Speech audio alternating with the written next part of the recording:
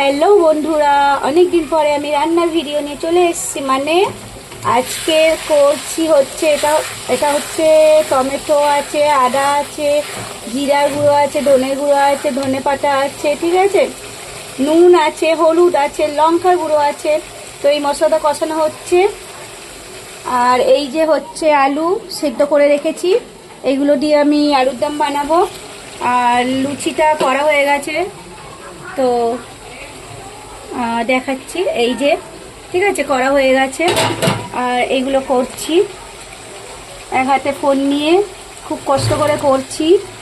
ঠিক আছে, তোমরা সবাই লাইক দিও, কমেন্ট করো কেমন হচ্ছে, আর হচ্ছে কি শেয়ার করো কেউ যদি না আলুর দম বানাতে পারে।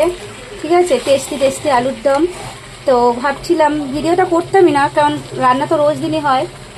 তো হঠাৎ ভাবলাম যে করি, তো করছি।